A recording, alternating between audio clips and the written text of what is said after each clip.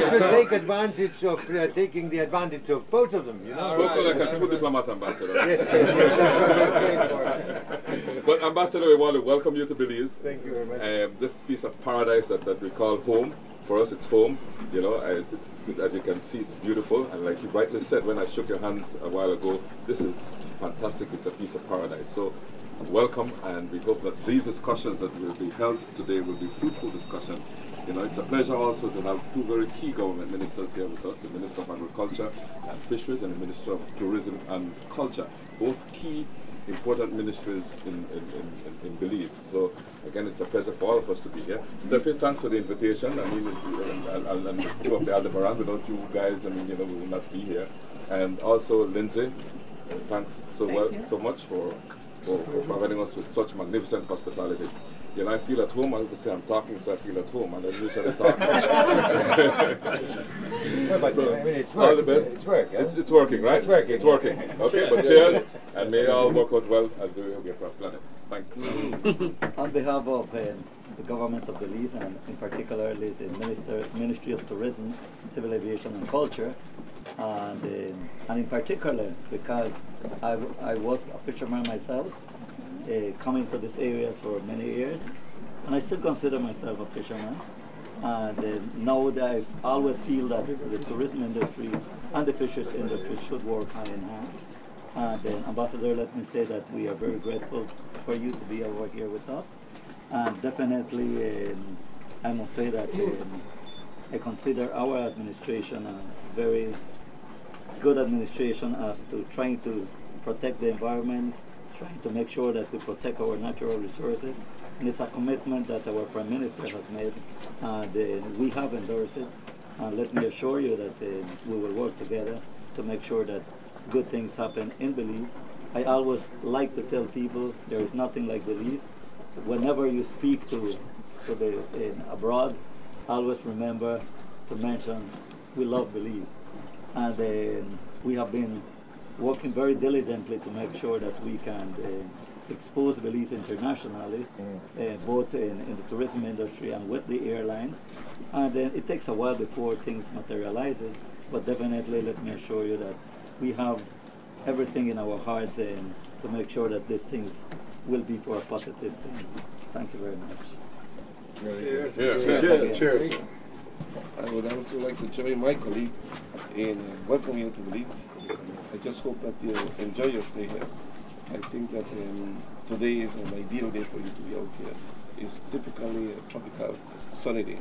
So welcome to Belize, and I hope that your visit will strengthen the relationship between Germany and Belize. Welcome. Cheers. Cheers.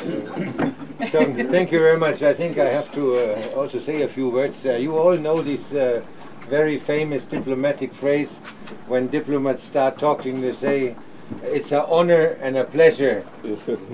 Today it's pleasure rather than honor, I must say. I hope you all agree it was great to be here. And I would like to say a few words on some issues. So I brought some little notes because I think it's too important not to forget things.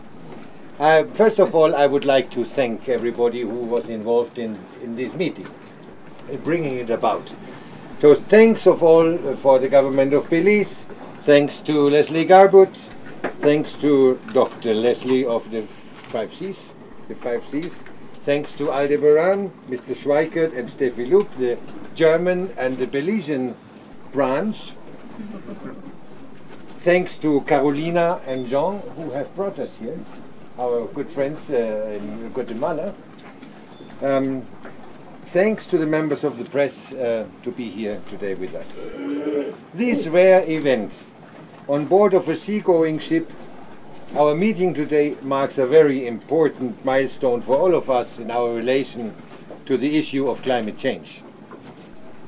I must admit that I'm personally totally confident that I will learn a lot about climate change and its relevance for all of us within the next few hours, because quite a number of experts are here on board that can tell us, that can enlighten us on certain issues that we need to know from science and we need to know into politics and into relations.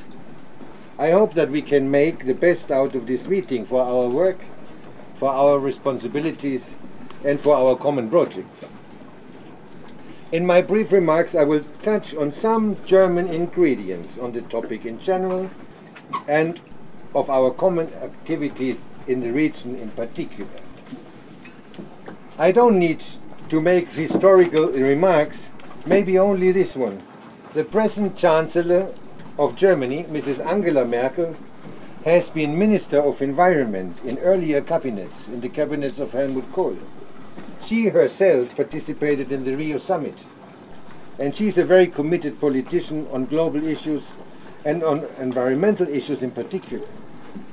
She has a long record of activities. You find her footprints in the Kyoto Protocol.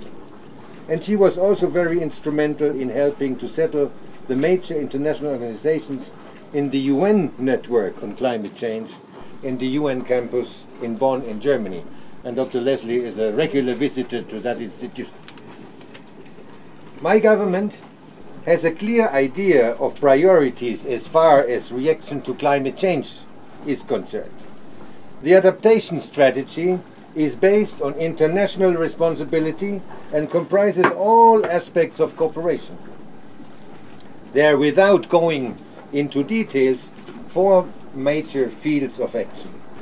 First, identify and communicate dangers and risks, and to ensure transparency of probabilities, damage potentials, and uncertainties, something that Dr. Leslie and Dr. Trutz are every day working on. Second, create awareness and raise the sensitivity of actors.